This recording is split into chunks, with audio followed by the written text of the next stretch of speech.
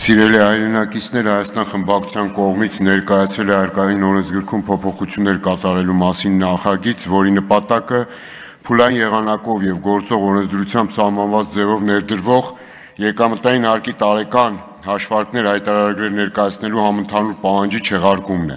որը ժամանակավրեպ է դրված նպատակի տեսանկյունից ոչ լիարժեք եւ ոչ համարժեք, իսկ քաղաքացիների համար դառնալու է նոր եւ ավելորդ վարչարարության անիմաստ պարտավորության եւ տուգանքի հիմք։ Եվ սա է նաեւ պատճառը, որ օրերս արդեն կլրանա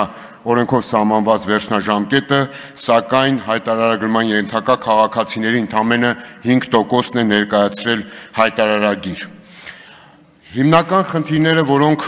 այս կարճ ժամանակահատվածում հնարավոր է ներկայացնել գործող կարգավորումների վերաբերյալ, ակնհայտ է, որ եթե հայտարարագրման ենթակա քաղաքացին ունի ստվերային չգրանցված եկամուտներ, որոնք արտացոլված չեն եկամտահարկի միասնական անձնավորված համակարգում, ապա նա այդ եկամուտները չի ներառելու նաև իր տարեկան հայտարարագրում։ Հետևաբար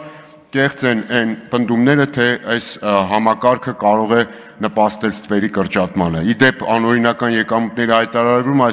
հայտնաբերումը այսպես թե այնպես մնալու է հարկային մարմինների հսկողության եւ վերահսկողության ներքո, ինչը շարունակում է խնդրահարույց մնալ։ Գործող կարգավորմամբ նախատեսված է, որ հարկային մարմինն իր տեղեկատվական բազայի մարկատվյալների հիման վրա ինքնաշխատ եղանակով նախալրացնում է ֆիզիկական անձանց հայտարարագրերի նախագիծ, այսինքն այդ տեղեկատվությունը բազայում կա եւ կրկնակի եռակի անգամ առանձին դեպքերում նորից նույն բանը հայտարարագրել որևէ կերպ չի կարող նպաստել դրված նպատակին։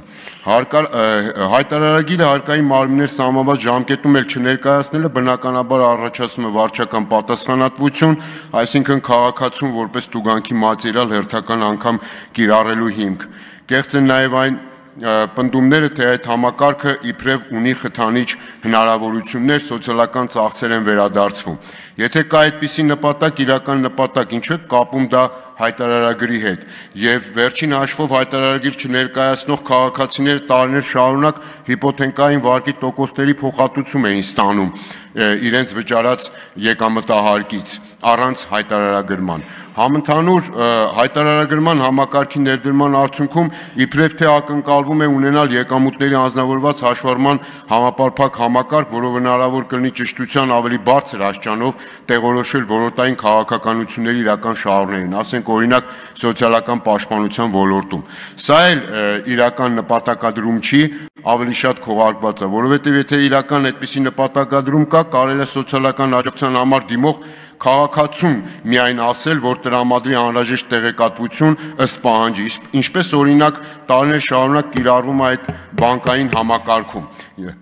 Եվ վերջապես ավարտում եմ 1 րոպե, վերջապես ամենակարևորը, եթե ինչ-որ հարց պետք է լուծել այս հայտարարագրման համակարգը, այդ էլ գործնականում այլևս հնարավոր չի լուծել, որովհետև դա վերաբերում է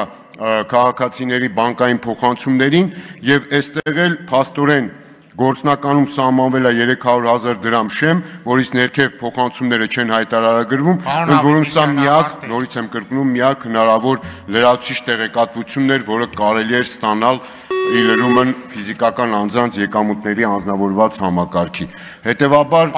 կարևոր է ավարտում եմ։